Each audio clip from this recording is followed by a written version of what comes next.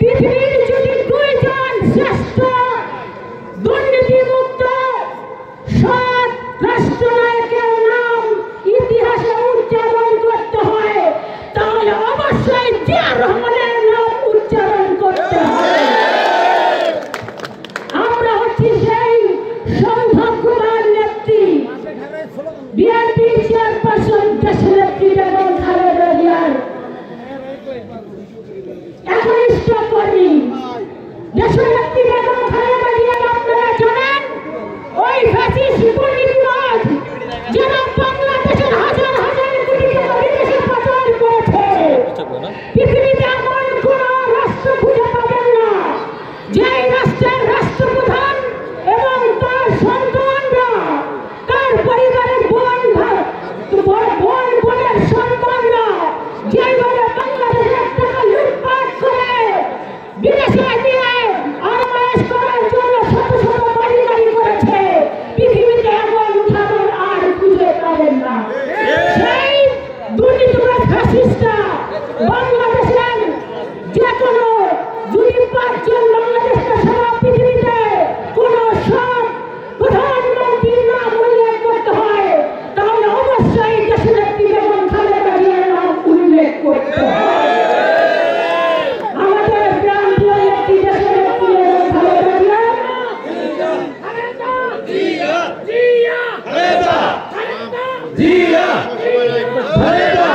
আমাদের প্রাণপ্রিয় নেত্রী দেশনেত্রী বেগম খালেদা জিয়াকে সৌদি আরব বলেছিল আপনাকে রাজকীয় সমস্ত সুযোগ সুবিধা দেওয়া হবে, আপনি আসেন।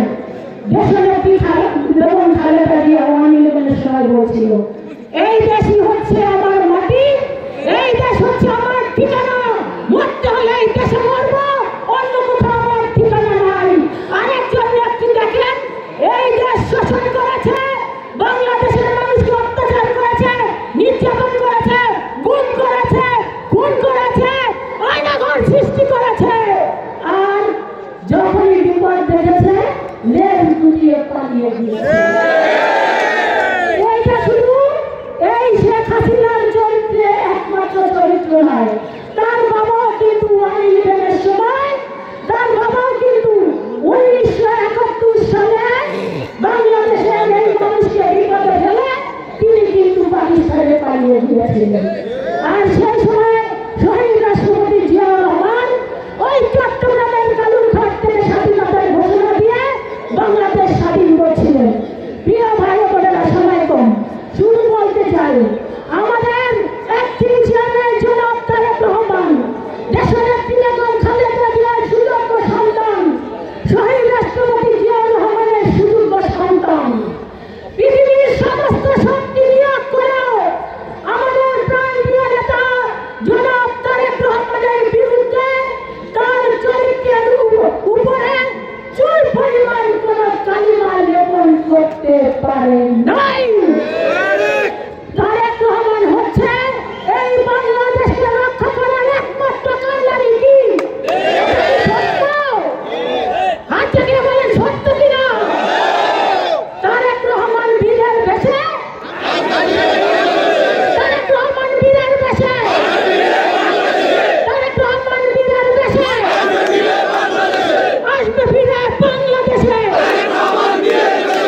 তারেক রহমান ইতিমধ্যে আপনারা জানেন যে তিনি 31 দফা বাংলাদেশের মানুষের কাছে উপস্থাপন করেছে এবং সেখানে কৃষকদের ভাগ্য উন্নয়নের জন্য তিনি কর্মসূচি রেখেছেন।